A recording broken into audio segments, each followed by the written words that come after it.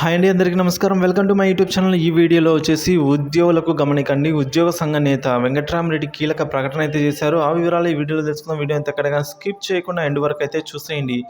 అలాగే వీడియో నచ్చినట్లయితే ఒక లైక్ చేయండి. ఇంకా మన ఛానల్ ఎవరైనా కొత్తగా చూస్తూ సబ్స్క్రైబ్ అవ్వనట్లయితే ఒక సబ్స్క్రైబ్ చేసుకోవడం ద్వారా నేను చేసే లేటెస్ట్ అప్డేట్స్ ప్రతి ఒక్కటి కూడా మీ వరకు రీచ్ అవుతుంది. ఇక ఆలస్యం చేయకుండా మనం వివరాలకైతే వెళ్ళిపోదాం. ముందుగా ఈనాడు రామోజీరావు ఆర్టీసీపై తప్పుడు రాతలు మానుకోవాలని అయితే రాష్ట్ర ప్రభుత్వ ఉద్యోగ సమాఖ్య అధ్యక్షుడు కె వెంకట్రామరెడ్డి చెప్పారండి. ఉద్యోగులు నష్టపోయారని ఈనాడు తప్పుడు వార్తలు రాయడాన్ని ఆయన ఆదివారం ఒక ప్రకటనలో తీవ్రంగా ఖండించారు. ఆర్టీసీని ప్రభుత్వంలో విలీనం చేయడం వల్లే ఉద్యోగులకు ప్రయోజనం కలుగుతుంది అని ఆయన అన్నారు.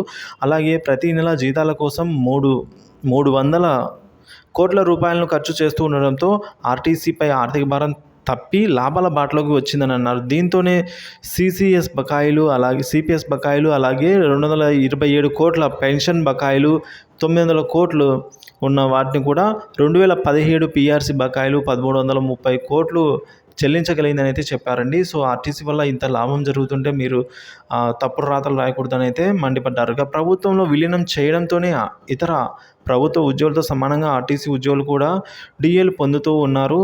ఇక కరోనా సమయంలో కూడా తెలంగాణ ఆర్టీసీలో పనిచేసిన రోజులకే ఆర్టీసీ ఉద్యోగులు జీతం చెల్లించారని, ఆంధ్రప్రదేశ్లో ఒక్క రోజు కూడా జీతం కోత పెట్టకుండా ఇచ్చారని అయితే ఈ విధంగా వెంకట్రామరెడ్డి తెలిపారు.